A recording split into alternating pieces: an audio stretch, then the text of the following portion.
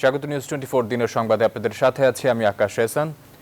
Corona টিকাকে বৈশ্বিক জনস্বাস্থ্য পণ্য হিসেবে ঘোষণা করার আহ্বান জানালেন প্রধানমন্ত্রী শেখ হাসিনা। মার্কিন প্রেসিডেন্ট জো বাইডেনের আমন্ত্রণে কোভিড সম্মেলনে যোগ দিয়ে তিনি বলেন, সবার জন্য টিকা নিশ্চিত করতে উন্নয়নশীল দেশগুলোকে টিকা উৎপাদনের সুযোগ দেওয়া উচিত। 2022 সালের আগস্টের মধ্যে বাংলাদেশের 80% মানুষকে কোভিড টিকার আওতায় আনার কথাও জানান সরকার প্রধান। শাহালি জয়ের রিপোর্ট। করোনা মোকাবেলায় করণীয় নির্ধারণে মার্কিন প্রেসিডেন্ট জো বাইডেনের বিশেষ আয়োজন white house global COVID-19 summit ending the pandemic and building the better শীর্ষক এই আলোচনা। ভার্চুয়াল প্ল্যাটফর্মে এতে যোগ দিয়ে বাংলাদেশের প্রধানমন্ত্রী দ্রুত নাগরিকদের অর্থনৈতিক কর্মকাণ্ডে ফিরিয়ে আনতে বাংলাদেশের উদ্যোগগুলো তুলে ধরেন। We are focusing on inclusive growth policies with focus on improved healthcare system and social safety net programs, sustainable economic recovery, putting emphasis on innovation, job creation and investment. Corona পরবর্তী বাংলাদেশের কর্মপরিকল্পনার কথাও জানান প্রধানমন্ত্রী। For effective global vaccination, COVID-19 vaccines need to be declared as global public good. Rohingya সংকট নিয়ে জাতিসংঘে আয়োজন করা হয় উচ্চ পর্যায়ের সাইডলাইন বৈঠক। এতে অংশ নিয়ে শেখ হাসিনা বলেন, দুঃখজনকভাবে রোহিঙ্গা প্রত্যাবাসনে দ্বিপাক্ষিক বা বহুপাক্ষিক কোনো উদ্যোগই এখনো আলোর মুখ দেখেনি। The UN and the partners must undertake tangible actions and projects in Myanmar to create an environment conducive for repatriation and their sustainability. So far, we have not seen any such progress. অসহায় রোহিঙ্গাদের আশ্রয় দিয়ে বাংলাদেশ মানবিকতার পরিচয় দিলেও বিশ্ব সম্প্রদায়ের উচিত তাদের নিজ দেশে ফেরানোর ব্যবস্থা করা, বলেন প্রধানমন্ত্রী। Our choice was to save their lives or to close the border and let them face ethnic cleansing. We choose to save their lives for the sake of humanity. 2017 সালে নিজ দেশে নিগ্রহের শিকার হয়ে বাংলাদেশে অনুপ্রবেশ করে 10 লাখেরও বেশি রোহিঙ্গা, যাদের নিরাপদ আশ্রয় দেওয়ার পাশাপাশি নিজ দেশে ফিরিয়ে দিতে নানামুখী কূটনৈতিক তৎপরতা চালিয়ে আসছে বাংলাদেশ।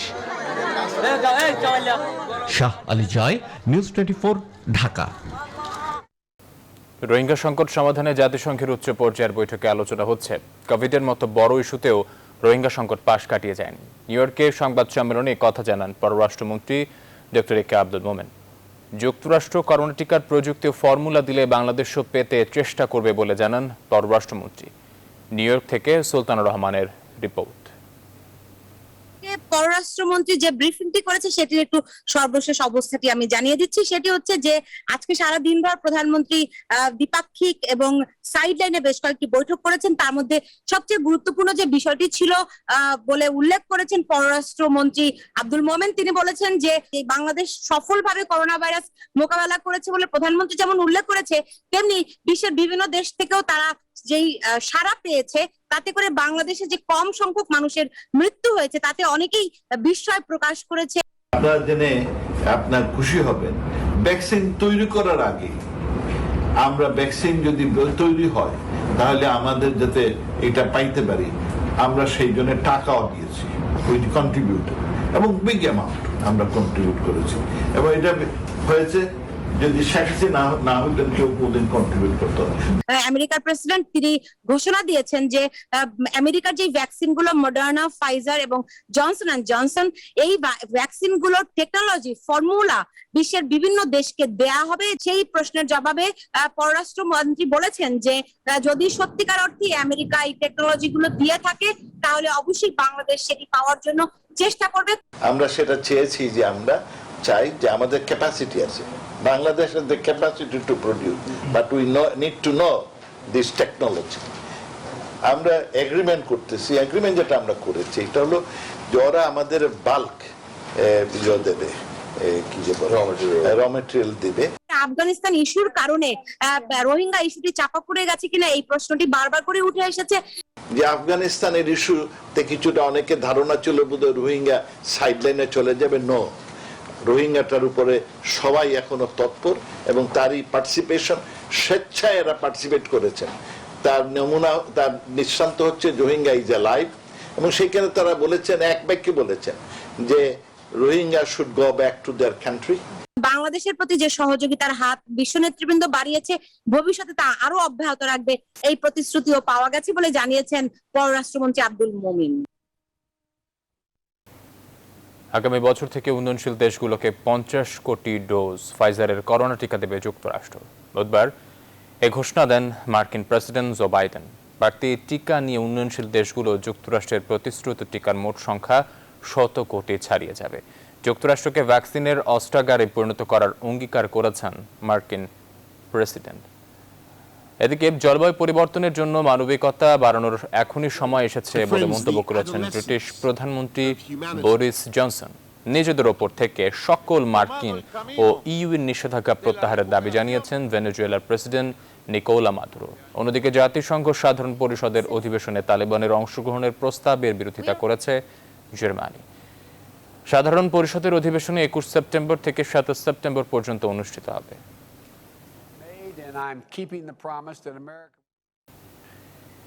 চীনের তৈরি সিনোফার্মের আরও 50 লাখ টিকা দেশে এসে পৌঁছেছে। হজরত শাহজালাল আন্তর্জাতিক বিমানবন্দরে বৃহস্পতিবার রাত 2টায় বাংলাদেশ বিমানের একটি ফ্লাইটে টিকাগুলো পৌঁছায় বলে স্বাস্থ্য মন্ত্রণালয় নিশ্চিত করেছে। প্রধান স্বাস্থ্য বিষয়ক সমন্বয়ক ডক্টর আবু জাহের বিমানবন্দরে এসব টিকা গ্রহণ করেন। এই নিয়ে দেশে সিনোফার্মের টিকা এলো মোট 3,44,50,000 ডোজ। এর মধ্যে দেয়া হয়েছে 2,14,70,648 ডোজ। আর নতুন করে আসা 50 লাখ সহ টিকা মজুত আছে 1,29,84,352 ডোজ।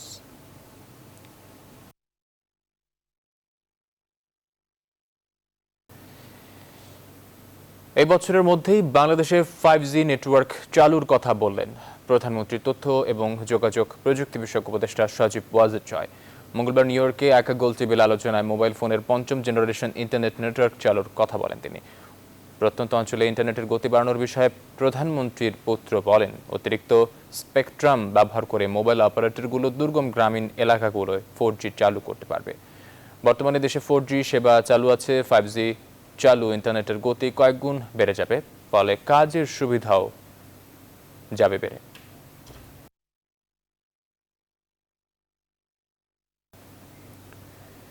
পাওনাদার ও গ্রাহকদের চাপ সামলাতে না পেরে ইভালির মতো কার্যালয় বন্ধ করে দেওয়া হয়েছে বলে জানালো আলোচিত আরেক ই কমার্স সাইট কিউকম। বুধবার মধ্যরাতে ফেসবুক লাইভে এসে অফিস বন্ধ করে বাসায় বসে কাজ করার ঘোষণা দেন এই কোম্পানির উদ্যোক্তা ও সিও রিপন মিয়া এবং তার সহযোগী সাবেক রেডিও জকি নীরব।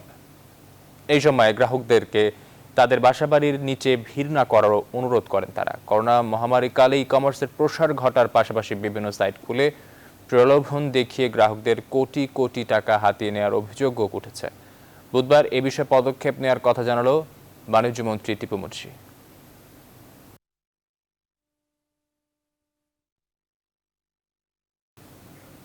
ইভালির অবসায়ন সংক্রান্ত আবেদনে 11 জন বিবাদীকে সশরীরে অথবা আইনজীবীর মাধ্যমে 30 সেপ্টেম্বর হাইকোর্টে হাজির হতে বলা হয়েছে।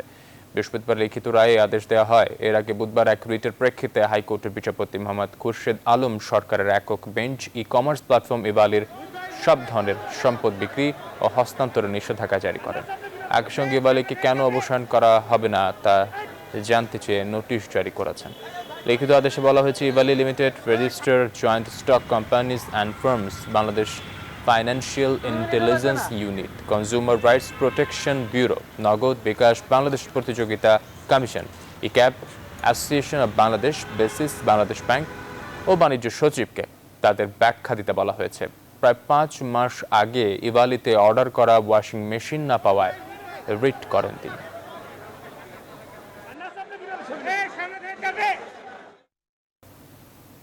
ডিজিটাল নিরাপত্তা আইনের মামলায় কারাগারে থাকা সুনামগঞ্জের শল্লার ঝুমন দাসকে 1 বছর জামিন দিয়েছেন হাইকোর্ট। তবে আদালতের অনুমতি ছাড়া এই 1 বছর তিনি সুনামগঞ্জের বাইরে যেতে পারবেন না বলে জামিনের আদেশে বলা হয়েছে। বিচারপতি মোস্তফা জামান ইসলাম ও বিচারপতি KM জাহেদ সরওয়ার কাজুলের হাইকোর্ট বেঞ্চে আদেশ দেন, পাশাপাশি রুল জারি করেছেন আদালত। গত 21 সেপ্টেম্বর ঝুমন দাসের জামিন শুনানি শেষে আদেশের জন্য আজকের দিন ধার্য করা হয়েছিল। গত 15 মার্চ সুনামগঞ্জের দেরেশানে রিসালাত সম্মেলন নামে একটি সমাবেশের আয়োজন করে হেফাজতে ইসলাম বাংলাদেশ। এতে হেফাজতের তৎকালীন আমির জুনায়েদ বাবুনগরী ও যুগ্ম মহাসচিব মামুনুল হক বক্তব্য রাখেন। ওই সমাবেশের পরদিন 16 মার্চ মামুনুল হকের সমালোচনা করে ফেসবুকে একটি স্ট্যাটাস দেন দিরাইয়ের পার্শ্ববর্তী উপজেলা সাল্লার নোয়াগাঁওয়ের যুবক ঝুমন দাস। তিনি স্ট্যাটাসে মামুনুলের বিরুদ্ধে সাম্প্রদায়িক সম্প্রীতি নষ্টের অভিযোগ আনেন। তবে এই সমালোচনাকে ইসলামের সমালোচনা বলে এলাকায় অপপ্রচার চালাতে থাকেন মামুনুলের অনুসারীরা। এদিকে এলাকা জুড়ে উত্তেজনা দেখা দেওয়ায় নোয়াগাঁও গ্রামের বাসিন্দারা 16 মার্চ রাতে ঝুমনকে পুলিশের হাতে তুলে দেন। পরের দিন কয়েক হাজার লোক লাঠিসোঁটা নিয়ে ঝুমন দাসের বাড়ি সহ বেশ কিছু বাড়িতে ভাঙচুর লুটপাট করে। এরপর ঝুমন দাসের বিরুদ্ধে ডিজিটাল নিরাপত্তা আইনে মামলা হয়। এই মামলায় কয়েক দফায় জামিন আবেদন খারিজের পর ঝুমন দাস হাইকোর্টে জামিন আবেদন করেন।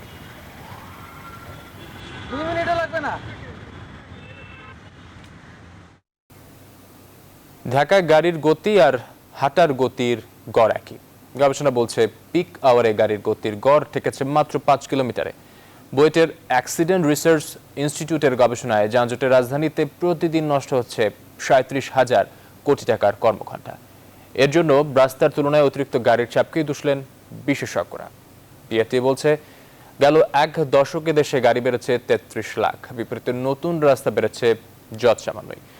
বাকি অনুসন্ধান দেখুন ফখরুল ইসলামের রিপোর্টে। বিশ্বের 140টি রাজধানীর মধ্যে বসবাসযোগ্যতার বিচারে ঢাকার অবস্থান 137তম। দ্য ইকোনমিস্টের সাম্প্রতিক জরিপে উঠে আসে এমনই তথ্য। ঢাকার এই তলানিতে অবস্থানের অন্যতম কারণ দুঃসহ যানজট। পিক আওয়ারে কেউ চলে না, বসে থাকে, যেই কারণে র্যাঙ্কিংয়ে আমরা কিন্তু অনেক অর্জন অন্য জায়গায় থাকার পরও বসবাসযোগ্য নগরী তলানিতে আমরা সিরিয়ার সাথে যুদ্ধ বিধ্বস্ত কিছু দেশের সাথে আছি।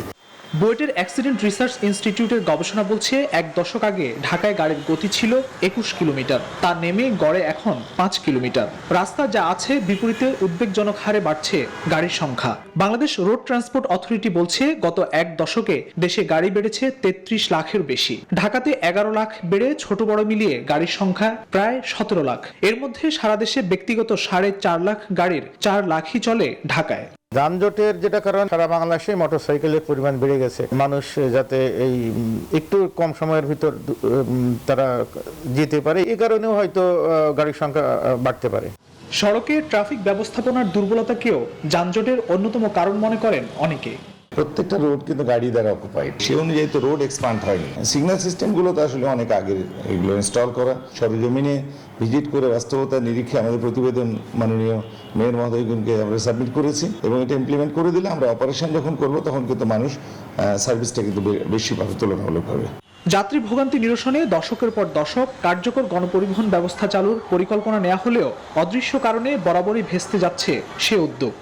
এখনই যদি ছোট ছোট গাড়িকে নিয়ন্ত্রণ না করা যায় এবং বড় গাড়ি দিয়ে যদি প্রতিস্থাপন করা না যায় তাহলে ভবিষ্যতে কিন্তু আনম্যানেজেবল সিটি হয়ে যাবে। তবে রাজধানী জুড়ে নির্মিত বেশ কয়েকটি ফ্লাইওভার, নির্মাণাধীন এলিভেটেড এক্সপ্রেসওয়ে ও মেট্রো রেলের কাজ শেষ হলে যানজট নিরসনে আশার আলো দেখছে রাজধানীবাসী। সড়কের সুষ্ঠু ব্যবস্থাপনায় একটি দেশের উন্নয়ন অগ্রগতির অন্যতম শর্ত হলেও রাজধানীতে এমন তীব্র যানজটে প্রতিদিনই স্থবির হয়ে পড়ছে জনজীবন। গবেষণা বলছে প্রতিদিনকার এমন যানজটে নষ্ট হচ্ছে 32 লাখ কর্মঘণ্টা। বিশেষজ্ঞরা বলছেন এই শহরকে বসবাস উপযোগী রাখতে হলে গণপরিবহন ব্যবস্থাকে বিশেষ গুরুত্ব দিয়েই গড়তে হবে যানজটমুক্ত স্মার্ট ঢাকা। ফখরুল ইসলাম, নিউজ 24, ঢাকা। বিশ্বে প্রতি বছর শুধু বায়ু দূষণেই 70 লাখ মানুষের অকাল মৃত্যু হচ্ছে। 16 বছর পর বুধবার এয়ার কোয়ালিটি গাইডলাইন্স AQGS প্রকাশ করে এই তথ্য জানিয়েছে বিশ্ব স্বাস্থ্য সংস্থা। বলেছে অস্বাস্থ্যকর খাবার ও ধূমপানের চেয়ে ক্ষতিকর বায়ু দূষণ। সব দেশকে AQGS এর নির্দেশিকা মানার আহ্বান জানিয়েছেন সংস্থার মহাপরিচালক ট্রেডাউস আধামন কেব্রিয়াসস। আসমাতুলির ডেস্ক রিপোর্ট। বিশ্ব স্বাস্থ্য সংস্থা সবশেষ AQGS প্রকাশ করে 2005 সালে। এরপর 16 বছর ধরে সংগ্রহ করা তথ্য উপাত্ত পর্যালোচনা বলছে অবিলম্বে বায়ু দূষণ প্রতিরোধে কার্যকর পদক্ষেপ নেওয়া জরুরি। এই সংকট নিরসনে বিশ্বজুড়ে বায়ুর মান উন্নত করতে এয়ার কোয়ালিটি গাইডলাইন্স AQGS জোরদারেরও বিকল্প নেই। The last update in 2000. বায়ুর মানের জন্য নতুন গাইডলাইন বায়ু দূষণের ক্ষতিকর প্রভাব থেকে লাখো মানুষকে সুরক্ষা দেবে। একই সঙ্গে এটি বিভিন্ন দেশকে বায়ু দূষণের বিরুদ্ধে লড়তে মান বিষয়ক আইনি সীমা নির্ধারণে সহায়ক হবে। Growing baby in a mother's womb. তবে WHO প্রধান বলেন গাইডলাইন্সগুলো কোনো নির্দিষ্ট দেশ কিংবা অঞ্চল ভেদে নয়, পুরো বিশ্বের জন্য প্রযোজ্য। সতর্ক করেন বিশ্বজুড়ে বায়ুর মানের সব সূচক এখন নিম্নমুখী, জনস্বাস্থ্যে এর বিরূপ প্রভাব পড়ছে। এমনকি অস্বাস্থ্যকর খাবার ও ধূমপানের চেয়েও বায়ু দূষণ বেশি স্বাস্থ্যগত ঝুঁকি তৈরি করছে। এসব তথ্য ও নির্দেশিকা চলতি বছরের নভেম্বরে অনুষ্ঠেয় জাতিসংঘের জলবায়ু পরিবর্তন সম্মেলন COP26 সামিটেও গুরুত্বপূর্ণ ভূমিকা রাখবে বলে মনে করে সংস্থাটি। আসমাতুলি, নিউজ 24। সিলেটের ওসমানী নগরে এটিএম বুথে ডাকাতির অন্যতম পরিকল্পনাকারীকে গ্রেফতার করেছে সিলেট জেলা পুলিশ। বুধবার সন্ধ্যায় হবিগঞ্জ সদর উপজেলার পাঁচবাড়িয়া থেকে সাফিউদ্দিন জাহিন নামে এই ব্যক্তিকে গ্রেফতার করা হয়। দুপুরে সিলেট জেলা পুলিশের সম্মেলন কক্ষে পুলিশ সুপার মোহাম্মদ ফরিদউদ্দিন সাংবাদিকদের এ তথ্য নিশ্চিত করেন। তিনি বলেন, ডিবির বিশেষ টিম এই ঘটনায় বিভিন্ন স্থানে অভিযান চালায়। এর আগে গত মঙ্গলবার ঢাকা ও হবিগঞ্জে অভিযান চালিয়ে আরও 3 জনকে গ্রেফতার করে। আমরা এটিএম বুথের ভিতরে রক্ষিত একটা মাত্র ক্যামেরা সচল ছিল, সেখান থেকে আমরা দেখতে পেয়েছি যে 4 জন লোক ভিতরে ঢুকে জোর করে পাহারাদারকে অন্য রুমে আটকিয়ে রেখে এটিএম বুথের মেশিন ভেঙে তারপরে সেখান থেকে টাকা নিয়ে যায়। আমরা গতকালকে ঢাকাতে টিম পাঠিয়ে ওই 3 জন আসামি এবং তাদের উদ্ধারকৃত আলামত 10,08,000 টাকা সহ আমরা আসামিকে নিয়ে এসেছি। এর মধ্যে মিরপুরে ঢাকা ডেন্টাল কলেজ সরকারি হাসপাতাল রোগীর সেবা থেকে শুরু করে মেডিকেল পরীক্ষা নিরীক্ষার সব জায়গায় অব্যবস্থাপনা, অনিয়ম আর দুর্নীতির ছাপ। শিফট শেষ না হতেই কর্মকর্তা কর্মচারী ও টেকনিশিয়ানদের চলে যাওয়া এবং রোগীদের পরীক্ষার জন্য প্রাইভেট ল্যাবে পাঠানো সহ নানা অপকর্মের অভিযোগ এই হাসপাতালটির বিরুদ্ধে। অভিযোগ স্বীকার করে ব্যবস্থা নেওয়ার কথা জানিয়েছেন হাসপাতাল পরিচালক। বিস্তারিত তালুকদার বিপ্লবের প্রতিবেদনে। এখন যদি আমি এক্সরে না করাইতে পারি তাহলে ডাক্তার কেন আমাকে এখানে পাঠাইলো? নানা অনিয়ম, স্বেচ্ছাচারিতা ও অব্যবস্থাপনায় চলছে রাজধানীর মিরপুর ডেন্টাল কলেজ হাসপাতাল। অভিযোগ রয়েছে ডেন্টাল হাসপাতালে কিছু চিকিৎসক, কর্মকর্তা কর্মচারী প্রাইভেট ডেন্টাল ল্যাব থেকে বিশেষ সুবিধা নেয়ার বিনিময়ে রোগীদের এক্সরে করতে বাইরে পাঠিয়ে দেন। অভিযোগের সত্যতা মেলে সরজমিনে। গেল মঙ্গলবার দুপুর 12:30টার দিকে এক্সরে বিভাগের সামনে রোগীদের দীর্ঘ অপেক্ষা। শিফট শেষ না হতে খালি পড়ে আছে এক্সরে টিকিট কাউন্টার। এছাড়া এক্সরে বিভাগে নেই কোনো চিকিৎসক। আপনাদের অফিস শুরু করা থেকে কয়টা? অফিস তো 8টা থেকে 8টা। কাজ শুরু হয় কটা থেকে কয়টা? 9:30 10টা থেকে শুরু হয়। 10টা থেকে 1টা। একটা শো একটা, হ্যাঁ 3 ঘন্টা 3.5 ঘন্টা থাকে। হাসপাতালের এক্সরে ব্যবস্থা রয়েছে, কিন্তু বিভিন্ন বাহানায় রোগীদের প্রাইভেট ডেন্টাল ল্যাবে পাঠানোর অভিযোগ রয়েছে এই হাসপাতালের বিরুদ্ধে। স্বাস্থ্য অধিদপ্তরের আইন অমান্য করে ঢাকা ডেন্টাল কলেজ হাসপাতাল ঘিরে গড়ে উঠেছে প্রায় ডজনখানেক ক্লিনিক ও ডেন্টাল ল্যাব। মেশিন খারাপ হইলে খারাপ, বাড়িতে করে নিয়ে আসেন, পরে বাড়িতে করে আসতে টাকা দিয়ে। এইখানে কয়েকজন লোক দাঁড়ায় থাকে, যারা আসে তাদের বলে এইখানে করা হয় না, ওই বাইরের সামনে করে ওইখানে নিয়ে যায়। ওইখান থেকে একজন সিকিউরিটি পাঠাইছে। 12টা করে এক্সরে শেষ হয়ে যায়, তার ওই পরের এক্সরেগুলি আমার এখানে হয়। অনিয়মের অভিযোগ স্বীকার করেছেন ঢাকা ডেন্টাল কলেজ হাসপাতালের পরিচালক। আমি আসার পর থেকে আমি চেষ্টা করতেছি যে যাদের যে দায়িত্ব, যাদের যে কর্মপরিধি রয়েছে, সময় রয়েছে, তাদের ঠিকভাবে পালন করার। যদি তারা সেই সঠিকভাবে পালন না করে, আমি বিধি মোতাবেক সেই ব্যবস্থা নেওয়ার জন্য আমি কাজ শুরু করেছি। তবে রোগী ও স্বজনদের প্রশ্ন, অনিয়মের জড়িতরা কিসের বিনিময়ে পার পেয়ে যাচ্ছেন? তালুকদার বিপ্লব, নিউজ 24, ঢাকা। এবারে করোনা আপডেট।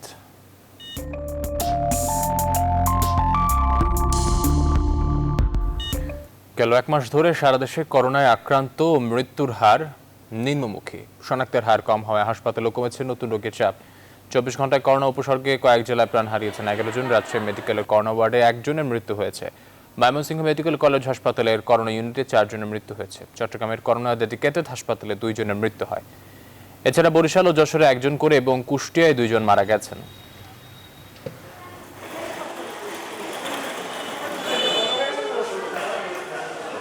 এবার ফার্স্ট সিকিউরিটি ইসলামী ব্যাংক অর্থ বাণিজ্য সংবাদ। সরকারের বিশেষ অনুমতিতে বুধবার রাত 8টা পর্যন্ত 104 টন ইলিশ রপ্তানি হয়েছে ভারতে। বুধবার বিকেলে বেনাপোল দিয়ে ইলিশের ট্রাক ভারতে প্রবেশ করে। বাংলাদেশ থেকে দুটি প্রতিষ্ঠান এই পণ্য সরবরাহ করে, আমদানি করে ভারতের এক প্রতিষ্ঠান। রিপন হোসেনের তথ্য ও ছবিতে ডেস্ক রিপোর্ট। সনাতন ধর্মাবলম্বীদের সবচেয়ে বড় অনুষ্ঠান দুর্গাপূজা উপলক্ষে গেল সোমবার ভারতের কাছে ইলিশ রপ্তানির অনুমতি দেয় সরকার। এর আওতায় বাংলাদেশের 52 জন রপ্তানিকারক 40 টন করে মোট 2080 টন ইলিশ পাঠাতে পারবেন ভারতে। এরই অংশ হিসেবে বুধবার প্রথম চালানে 7টি প্রতিষ্ঠানের 104 মেট্রিক টন ইলিশ ভারতে গেল। 23 মেট্রিক টনের প্রথম চালান ইন্ডিয়া চলে গেছে। এর মধ্যে দামে মাছের দাম ছিল প্রত্যেক কেজি $10 হিসাবে। 2012 সালে রপ্তানি বন্ধের পর 2019 সালে দুর্গাপূজার আগে ইলিশ রপ্তানির অনুমতি দেয় সরকার। এই প্রক্রিয়া দুদেশের সম্পর্ক আরও উন্নত করবে বলে ধারণা সংশ্লিষ্টদের। এরপর ভিত্তি করে দেখা যাচ্ছে যে আমাদের দুই দেশের যে মানে সম্পর্কটা, এই সম্পর্কটা আরও আমাদের ভালো হবে, আন্তরিকতার বহিঃপ্রকাশ ঘটবে এবং আমদানি রপ্তানি বাণিজ্যের ক্ষেত্রে আরও দুই দেশের সম্পর্ক গভীর হবে। ইলিশ রপ্তানির ক্ষেত্রে দ্রুততম সময়ে কাস্টমস ও অন্যান্য কাজ শেষ করা হয় বলে জানান বেনাপোল স্থলবন্দরের কর্মকর্তারা। মাছের কোনো জাম থাকে না, মাছ রিসেবল পণ্য, যে কারণে সাথে সাথে মাছ চলে যায়, তো মাছের কোনো সমস্যা হবে না। আগামী 10 অক্টোবরের মধ্যে 2080 মেট্রিক টন ইলিশ রপ্তানি শেষ করতে নির্দেশনা রয়েছে বাণিজ্য মন্ত্রণালয়ের। Desk report, news 24। আফগানিস্তানে অন্তর্ভুক্তিমূলক সরকার গঠন নিয়ে দেশটির শীর্ষ কর্মকর্তাদের সঙ্গে বৈঠক করেছে চীন, রাশিয়া ও পাকিস্তানের প্রতিনিধি দল। বুধবার কাবুলে এই বৈঠকের পর সংবাদ সম্মেলনে কথা জানিয়েছেন চীনের পররাষ্ট্র মন্ত্রণালয়ের মুখপাত্র ঝাও লিজিয়ান। প্রধানমন্ত্রী মোহাম্মদ হাসান আখুন, পররাষ্ট্রমন্ত্রী আমির খান মুত্তাকি সহ অন্যান্য ঊর্ধ্বতন কর্মকর্তার সঙ্গে এ বৈঠক হয়। এছাড়া উপস্থিত ছিলেন দেশটির সাবেক প্রেসিডেন্ট হামিদ কারজাই। সরকার গঠন ছাড়াও জঙ্গিবাদ ও মাদক সংক্রান্ত অপরাধ মোকাবেলা নিয়ে বৈঠক আলোচনা হয় বলে জানান তিনি। এদিকে তালেবান অন্তর্ভুক্তিমূলক সরকার গঠনে ব্যর্থ হলে আফগানিস্তানে গৃহযুদ্ধ বাড়তে পারে বলে আশঙ্কা প্রকাশ করেছেন পাকিস্তানের প্রধানমন্ত্রী ইমরান খান। অন্যদিকে তালেবানের আহ্বানে সাড়া দিয়ে আফগানিস্তানের স্বাস্থ্য খাতের জন্য জরুরি তহবিল থেকে $4.5 কোটি সহায়তা দিয়েছে জাতিসংঘ।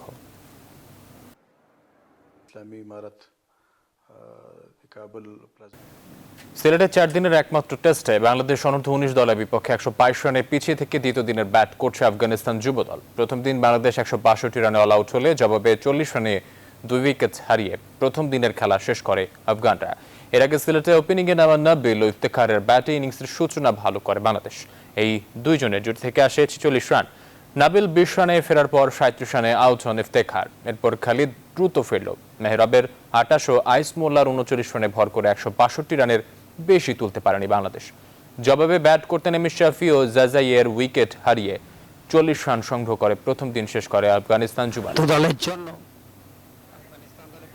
দর্শক, এখন এই পর্যন্ত আরো খবর ও বিশ্লেষণ জানতে ভিজিট করুন www.news24bd.tv। ধন্যবাদ সবাইকে।